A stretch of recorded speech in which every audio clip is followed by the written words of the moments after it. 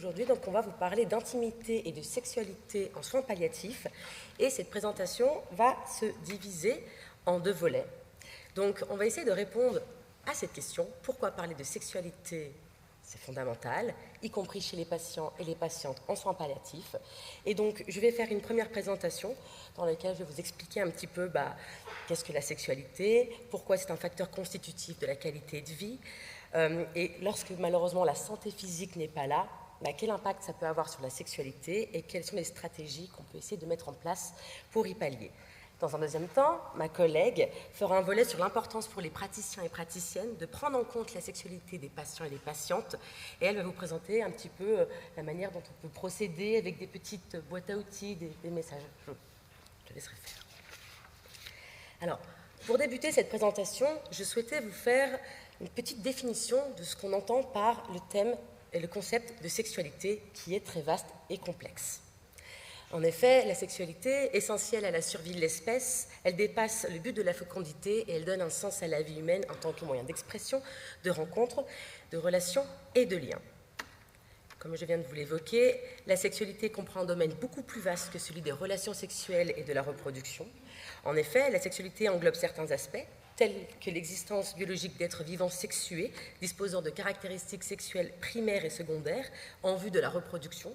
Cependant, la sexualité n'est pas que fonction de la survie de l'espèce, et on observe chez certains êtres vivants, chez les hominidés, mais aussi chez d'autres mammifères tels que les chimpanzés, des comportements qui ne sont pas uniquement que reproductifs, mais qui est la stimulation des zones érogènes en vue d'avoir du plaisir, qui peut se matérialiser par l'érotisme.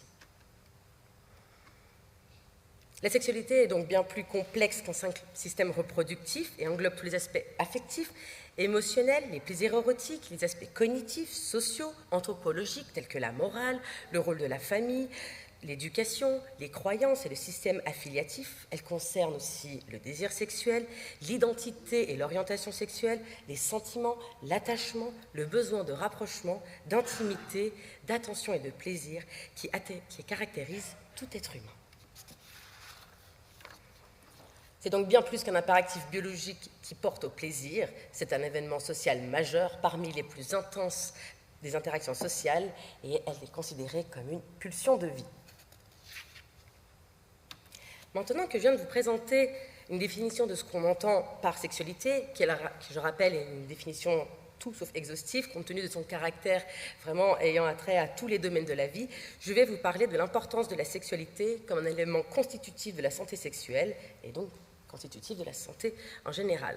En effet, selon l'OMS, l'OMS considère la santé sexuelle comme étant primordiale pour la santé en général et elle a souhaité donner cette définition qui est l'intégration des aspects somatiques, émotionnels, intellectuels et sociaux de l'être humain sexué de façon à parvenir à un enrichissement et un épanouissement de la personnalité, de la communication et de l'amour. Comme vous pouvez le voir, il s'agit ici d'une approche globale de la sexualité qui se veut positive et qui ne se limite pas aux aspects vraiment sanitaires de la santé sexuelle. Et concernant aussi la définition de la santé en général, l'OMS la définit comme suit.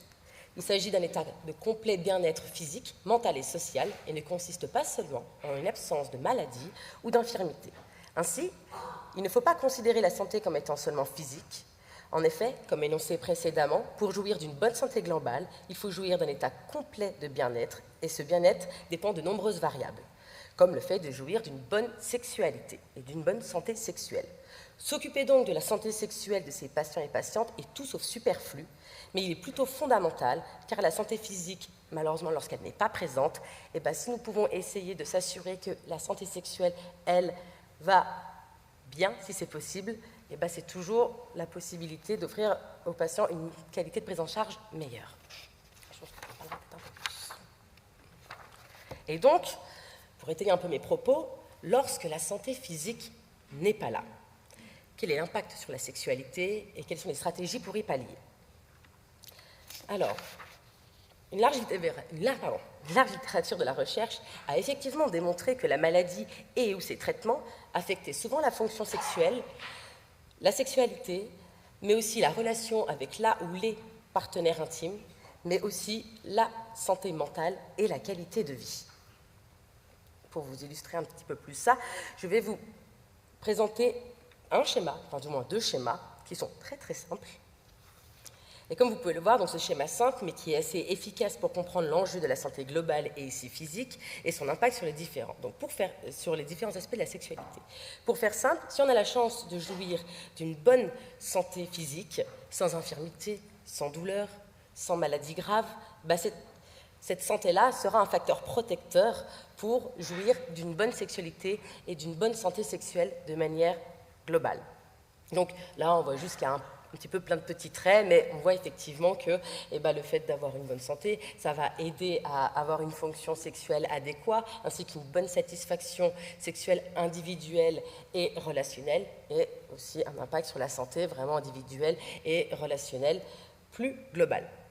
Alors, rappelons juste seulement que ce schéma, il annonce seulement que la santé physique participe à la qualité de la vie sexuelle de la personne, mais malheureusement, ce n'est pas parce que la santé physique est là que forcément la sexualité est bonne. Voilà. Ça, il faut le savoir. Et donc, lorsque la santé n'est pas là, qu'est-ce qui se passe quand la santé physique n'est pas présente, que ce soit à cause d'une maladie chronique, aiguë, voire incurable? On va prendre par exemple l'exemple d'un cancer dans la région pelvienne, comme le cancer du col de l'utérus. Un des symptômes de ce cancer peut être des douleurs pelviennes, des saignements anormaux, et lorsque la personne présente ces symptômes, cela peut engendrer chez ces dernières donc des douleurs sexuelles pendant les rapports, entraînant une dysfonction sexuelle consécutive justement à la maladie du cancer, qui serait plutôt de type dyspareunique. Cette dysfonction sexuelle et la maladie en elle-même peut donc fortement entraver la santé sexuelle et la satisfaction individuelle et la relationnelle de la personne, mais aussi vraiment toute la santé de manière globale. Mais ce que je voulais aussi mettre un mot, c'est qu'il ne faut pas oublier qu'en plus de l'impact sur la personne, sur la relation, il y a aussi l'impact sur la ou les partenaires intimes. Donc c'est important justement lorsqu'on souhaite parler de sexualité avec ses patients, de faire intervenir le partenaire quand celui-ci le souhaite. Parce qu'il n'est pas la personne qui est malade n'est pas toute seule à vivre cette sexualité si elle est en relation avec une personne, et on pourrait avoir des fois tendance à les oublier. Et malheureusement, eux aussi sont impactés. Pourtant, donc je viens de vous expliquer que lorsqu'il y a une maladie, ça peut impacter la sexualité, mais pourtant, malgré les restrictions que peut causer la maladie et ou ses traitements sur la sexualité, que ce soit de manière temporaire ou définitive, chacun a le droit à sa sexualité, même si cette dernière pourra être totalement différente. Pour rappel, il est vraiment important de dire aux patients et aux patientes que la sexualité ne s'arrête pas du tout au rapport pénétratif, qu'elle peut se vivre autrement, dans la découverte de nouvelles zones érogènes pouvant être jusqu'ici inconnues. Il existe en effet une variation infinie dans la manière de vivre la sexualité, qui peuvent être vécues de manière charnelle, mais aussi émotionnelle, affective ou encore spirituelle. Si je prends le cas du cancer de la prostate, où malheureusement on peut être obligé de faire une prostatectomie radicale pouvant entraîner une dysfonction érectile permanente, il arrive que certains patients et patientes nous disent que la sexualité est totalement fichue parce que la pénétration n'est plus là. Et c'est aussi à nous, justement, aux praticiens, de dire « Eh bien non, la sexualité n'est pas que la pénétration, et il y a une variété, justement, assez infinie de la découvrir ou de la redécouvrir autrement. » Bien sûr, je n'aurais pas la prétention de dire que, en tant que sexologue ou personne étant sensibilisée à la question de la sexualité lors de la prise en charge des patients, que la sexualité sera aussi bien qu'avant. Elle sera différente. Mais elle peut être tout aussi épanouissante et parfois, vraiment, pour certaines personnes, ça peut être une révélation. Et ce n'est pas anecdotique, ce que je vous dis là. Ainsi, vraiment, pour conclure, j'aimerais dire qu'il est important de tenir compte donc, de la sexualité des hommes et des femmes ayant une pathologie physiologique afin d'améliorer leur qualité de vie, d'améliorer leur résilience et d'éviter une possible évolution vers une détresse supplémentaire à celle de la maladie. Et juste pour vous dire que ces propos ne sortent pas seulement de mon chapeau, comme quoi c'est un besoin qu'ont les patients de parler de sexualité et d'intégrer la sexualité dans leur prise en charge, c'est que nous avons effectué au sein des ASUG, grâce à la Fondation privée des ASUG, 2 études, donc cancer et sexualité, et VIH et sexualité, dans lesquelles en fait, nous avions fait des questionnaires auprès des soignants et auprès des patients et patientes, dans lesquels on leur demandait quels étaient leurs besoins et leurs attentes en matière de sexualité. Et 2 enquêtes différentes dans 2 services différents et un même constat, Les patients parlaient jamais ou rarement de leur sexualité avec les soignants durant leurs soins, du moins de manière spontanée, et en dehors vraiment de la question de la santé sexuelle d'un point de vue sanitaire, tel qu'on peut en parler dans les consultations VIH par rapport au risque de transmission, ce genre de choses-là. Donc voilà, la sexualité d'un point de vue plus affectif n'était pas abordée, alors qu'ils aimeraient vraiment que les soignants leur posent des questions à ce sujet-là. Certains étaient en attente, mais ils voyaient qu'il y avait peut-être des œillères qui se faisaient auprès des soignants, qui peut-être n'osent pas aussi. Et parce que pour eux, justement, ils voulaient en parler parce qu'ils pensent que c'est d'une grande importance, une grande légitimité d'aborder cette question de la sexualité durant les soins, et ce malgré le fait que la maladie puisse être un stade avancé ou non. Et donc, quel que soit l'âge de la personne, que ce soit de l'adolescence à un âge plus avancé, eh ben, on peut vraiment avoir des patients qui veulent plus discuter des questions autour de la reproduction, notamment chez les jeunes personnes qui peuvent avoir des diagnostics de cancer où la question de la fertilité est mise en jeu, que plutôt des personnes qui sont peut-être à un âge plus avancé, avec une maladie plus avancée, où ils sentent que la mort aussi s'approche doucement, et qui disent « mais moi je veux encore avoir ce sentiment de vie, cette pulsion de vie, à travers la sexualité, je veux me sentir vivant, et qu'est-ce que je peux faire ?» Voilà, merci beaucoup Madame Mollemont. Du coup, moi je vais reprendre un petit peu en essayant de discuter finalement quel rôle nous pouvons avoir en tant que professionnels de la santé pour ces enjeux d'intimité et de sexualité dans le cadre des soins palliatifs. Pour situer, comme on m'a introduit, donc je travaille au service de médecine de premier cours, je suis interniste généraliste de formation et voilà, je suis responsable d'unité de santé sexuelle et planning familial, donc voilà, je peux me dire un peu experte dans le terme de la santé sexuelle. J'ai presque pas d'expertise en soins palliatifs et du coup, voilà, je m'excuse d'avance si certaines choses peuvent être pas entièrement congruentes avec votre vécu et on essaiera de faire notre possible pour avoir un temps de discussion pour voir à quel point ce qu'on amène peut s'intégrer, jouer, rebondir avec votre pratique. Voilà, donc pour faire le lien avec ce que Madame Mollemont nous a amené, donc le processus en fait des patients et patientes que vous accompagnez dans cette période particulière de la vie, il est multiple et en partie les gens doivent s'adapter finalement à cette maladie et à tout ce que ça implique en termes de changement d'image, de sentiment d'identité personnelle en lien avec leur intimité, leur sexualité. Cette idée de sexualité plastique, comme Madame Mollemont a introduit, c'est de se dire que la sexualité, elle va évoluer. Ce que représente la sexualité va évoluer avec la maladie, et pas forcément pour le moins bien. Et du coup, les attentes de ces personnes, de ces patients et patientes par rapport à cette problématique, il y a tout d'abord une envie d'avoir un besoin de support émotionnel et psychosocial que vous apportez probablement au quotidien pour vos patients et patientes sur des sujets autres, mais qui pour les personnes sur ces sujets-là sont importants aussi de juste avoir l'espace de poser ce que ces personnes vivent. Il y a un grand besoin, comme beaucoup d'autres choses, de validation que ces préoccupations sont légitimes, que ces enjeux arrivent à d'autres gens, et de réassurance sur la normalité du vécu. Il y a parfois besoin d'informations pratiques, de conseils, et bien entendu, dans certaines situations, un besoin d'orientation. Et j'ai mis le seulement quand même ici, en sachant que l'orientation, elle doit se faire après avoir pu offrir tous ces autres espaces, parce qu'une orientation trop rapide, c'est aussi un message de non-entrée en matière qu'on donne aux personnes et qui peuvent d'une certaine manière signifier la non-relevance des propos que les gens amènent. Ce qu'on voit dans la littérature, c'est qu'en fait, il y a un décalage, comme Madame Mollemont l'a déjà amené, entre finalement les attentes des patients et des patientes et ce que nous, professionnels, on offre à nos patients et nos patientes. Comme elle relatait, il y a très peu d'évaluations spontanées de la part des professionnels de la santé.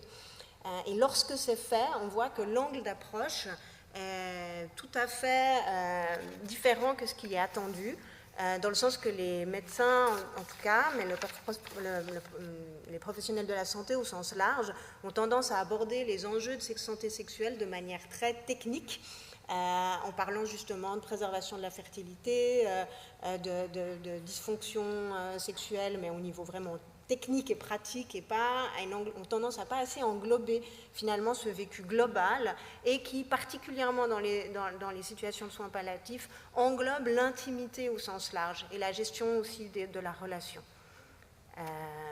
J'ai pris le parti de vous mettre en exergue une étude qui date un peu, mais que je trouve assez jolie parce qu'elle a vraiment été faite une équipe de soins palliatifs où on a posé les questions, c'était une étude qualitative, auprès des patients et des patientes et auprès de l'équipe interprofessionnelle. Ça allait du médecin, des médecins, de là ou du médecin, aux assistantes sociaux, en passant par les physiothérapeutes du corps infirmier, donc vraiment assez large.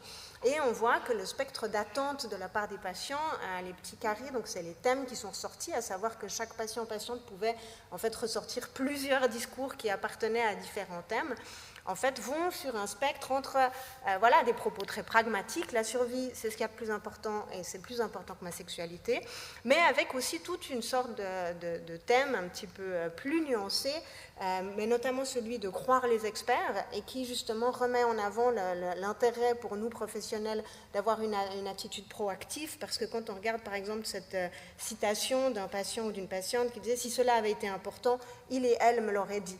Et que finalement, en tant que professionnel de la santé, on est vu comme des expertes qui dictent finalement les points d'intérêt et d'importance de la santé, de la qualité de vie, qui est votre dada au quotidien, si on peut dire, dans les soins palliatifs, et de ce que ça peut apporter de ne pas le faire proactivement. Aussi, les gens sont en recherche d'options. Et là aussi, ils se posent des questions et ils se rendent compte qu'ils n'ont pas forcément les réponses. Il y a cette grande préoccupation de la normalité du vécu. Et puis, une autre catégorie d'envie d'avoir plus dites-le moi d'emblée, c'est des traductions libres, j'ai fait ce que j'ai pu. Comme cette citation qui dit « Ma relation est la partie la plus importante de ma vie, pas juste physiquement, mais aussi mentalement. Mais personne ne semble comprendre ça. » Finalement, l'impression qu'il y a parfois un manque de compréhension et de communication avec les professionnels de la santé. De l'autre côté, quand on regarde le point de vue des professionnels de la santé, on voit que la question de la vie ou de mort, elle est aussi prégnante dans nos visions, et le fait de reléguer finalement l'enjeu de la sexualité, de la santé sexuelle de côté, en voyant que ce n'est pas forcément ce qui est le plus important. Et puis après, on voit qu'il y a plusieurs techniques d'éviction, de manière de ne pas aborder le sujet, en disant j'ai réussi à éviter le sujet, en disant c'est vraiment quelque chose presque de proactif, de passer à côté, avec souvent en fond de se dire mais c'est quelqu'un d'autre le fera, sans que cette personne soit clairement appointée dans l'équipe. Aussi l'idée que de parler de sexualité, ce serait d'exposer sa vulnérabilité, et que certaines personnes finalement n'osent pas parler de la sexualité parce que ça les exposerait un peu trop. Puis cette idée que c'est un domaine qui est risqué, j'aime bien cette citation d'un ou une professionnelle de la santé qui dit quand tu vas au moment où tu parles avec des personnes qui ont l'âge de tes parents, c'est un peu un no-go là, et de voir qu'en fait il y a des zones où on sent qu'on va se mettre dans une situation qui va nous mettre mal à l'aise. Puis heureusement, et c'est naturel, il y a aussi des propos qui sont en fait beaucoup plus ouverts avec ce thème communication centrée sur le patient et les patientes et négocier, comme cette personne qui dit « je pense que c'est une partie du soin global et de permettre aux gens de revenir à une vie normale. Et si je n'ai pas le courage ou l'expertise de l'amener dans un environnement sécure, je ne peux pas attendre qu'il et elle le fassent. » J'ai cherché, je n'ai pas trouvé d'évidence spécifique aux soins palliatifs, donc je vous mets ce que j'ai un peu plus large sur pourquoi finalement en tant que professionnel de la santé on ne l'aborde pas, parce qu'on voit, les études montrent dans tous les domaines que c'est une attente des patients et patientes et que les professionnels de la santé ne le font pas, et qu'on le fait encore moins pour les gens qu'on estime finalement, je mettrais vraiment des gros guillemets, différents, que ce soit une question d'âge, de genre ou d'origine. Et là, je vous ai mis, en fait, c'est une revue qualitative de la littérature qui ressort un peu les thèmes de pourquoi, finalement, on ne le fait pas. Et on voit qu'il y a beaucoup de questionnements, finalement, de gêne, de peur de ce que ça va amener dans la consultation, de manque de ressources, voilà, vraiment des problèmes organisationnels et des manques de formation qui peuvent faire qu'on ne se sent pas légitime et qu'on ne le fait pas. Je fais une toute petite incursion sur ce thème qui pour moi est un enjeu particulier. Je pense que la doctoresse Bristow vous en parlera beaucoup plus, mais un des enjeux quand on pense aborder ou non la sexualité et plus largement l'identité de genre avec les personnes qu'on a autour de nous, c'est de penser qu'on vit dans un monde qu'on dit hétéro, cis, normatif. Et c'est un concept qui signifie en fait, qui pense à un système qui se base sur en fait, une claire délimitation entre les hommes d'un côté où le sexe biologique serait aligné avec l'identité de genre et les femmes de l'autre côté, qui seraient complémentaires. Et c'est finalement dans la société dans laquelle on vit, quand on pense à une relation, l'image première qui vient dans la tête, c'est une relation hétérosexuelle. Et ça, c'est problématique. Et c'est problématique, on voit que par exemple, que les personnes en consultation, 50% des gens qui ont révélé leur orientation sexuelle à un professionnel ou une professionnelle de la santé l'ont fait pour corriger la supposition qu'ils étaient hétérosexuels.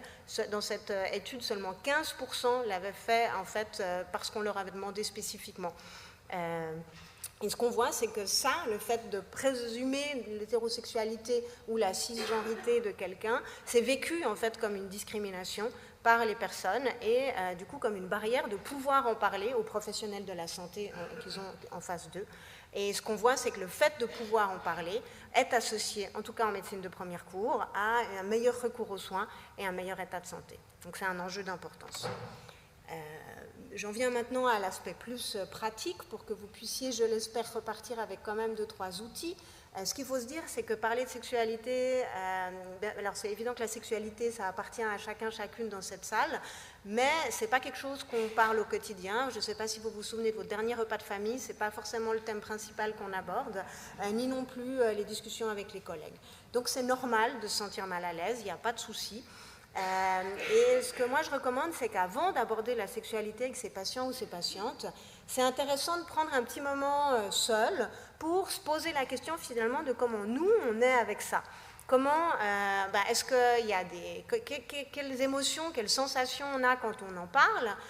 Est-ce qu'il y a des mots avec lesquels on est à l'aise, puis d'autres qui nous font rougir et on ne sait pas trop quoi en penser? Est-ce qu'il y a aussi est-ce qu'on met des valeurs par rapport à la sexualité? Est-ce qu'il y a des sexualités qui nous semblent plus acceptables, moins acceptables? Est-ce qu'il y a des gens qui nous semblent plus légitimes ou moins légitimes dans leur accès à la sexualité? Ça va finalement, comme tout, la réflexivité, parce que tout ça, ça va impliquer, ça va changer finalement comment on va prendre en charge les personnes qui sont devant nous, tout en sachant que c'est normal d'avoir des zones où on n'est pas à l'aise d'aller, et dans ce cas-là, il ne faut pas forcément se forcer à y aller. Je voulais aussi vous dire que de parler de santé sexuelle et de sexualité, intimité, dans une consultation, ça peut servir à 1000 choses et qu'en fonction de ce qu'on a en tête, on va avoir peut-être d'autres choses qu'on va vouloir discuter.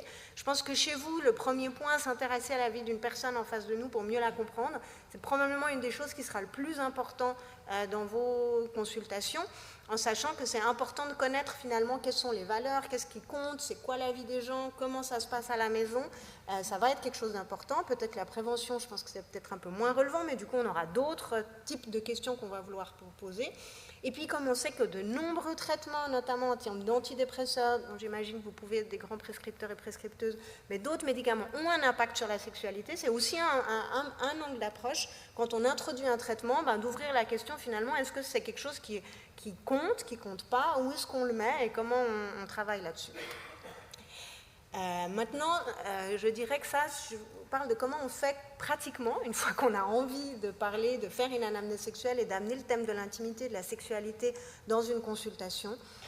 Moi, ce que je recommande, proactive, ça, j'espère qu'on vous a convaincu qu'il faut qu'on le fasse nous, parce que les patients et patientes ne le font pas. Et quand je dis situer, j'entends que ça vaut la peine d'expliciter finalement des fois la raison de notre questionnement, parce que selon quelles sont les questions, ça peut être en fait assez intrusif d'arriver de but en blanc sans amener le sujet.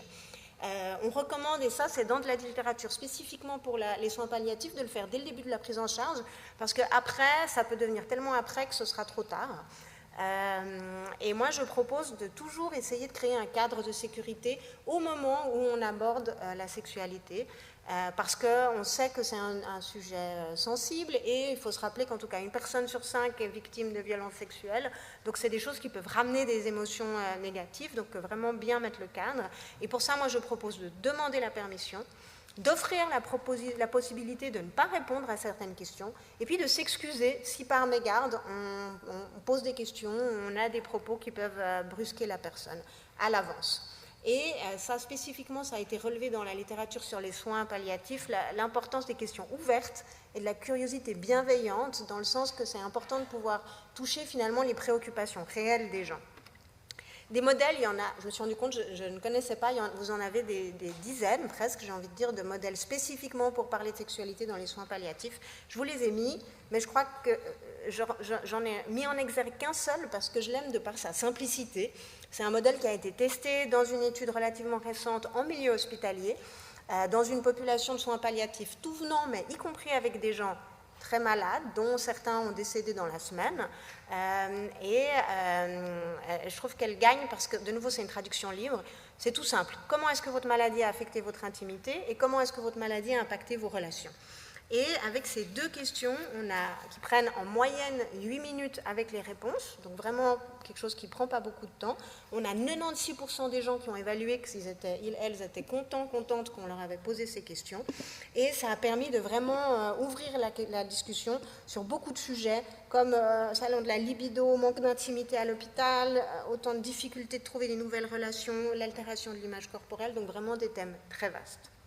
Donc pour conclure, j'espère qu'avec ma collègue Madame Volmont, on vous a convaincu que l'intimité et la sexualité font partie de la santé et de la qualité de vie de tous et toutes, que ces maladies peuvent impacter l'image de soi, les relations, le fonctionnement physique et psychique et donc la santé sexuelle, que les patients et patientes auraient dans la majeure partie envie de pouvoir aborder l'intimité et la sexualité dans une prise en charge de soins palliatifs et que comme professionnels de la santé, en fait, il y a des moyens de se former. Je mets quelques références et voilà, bien entendu, Madame Bolbon et moi-même et à l'unité de santé sexuelle, on se porte tout à fait disponible dans un second temps pour vous répondre à des questions si vous en avez. Et là, on a, je crois, quelques minutes puisque j'ai dépassé, désolée, pour répondre à des questions s'il y en a.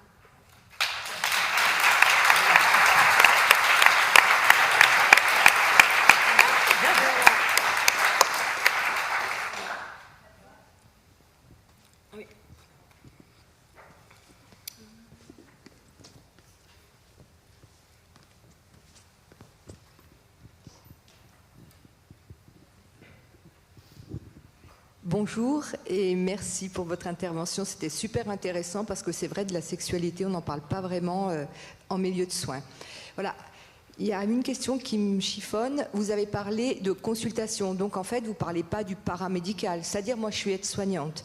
Quand on rentre dans une chambre de patient, on lui demande s'il va bien, s'il a bien dormi, s'il n'est pas souffrant. Mais en aucun cas, on parle de sexualité. D'abord, on n'a pas la formation pour et on est un peu gêné. Parce que ça nous est déjà arrivé de voir des patients se masturber, etc. Mais c'est très compliqué, on n'ose même pas leur en parler, vous voyez. Donc je voudrais savoir si ça correspond au médecin ou bien au paramédical. Merci. Alors, j'utilise ce vilain mot de consultation par habitude. Je crois qu'il faut relativiser. Je dirais que je suis mal placée pour parler de votre milieu de soins parce que je ne le connais pas et que potentiellement certaines choses que j'ai proposées ne seraient pas adaptées à ça. Mais par contre, vous êtes au cœur de l'intimité des gens dans vos soins.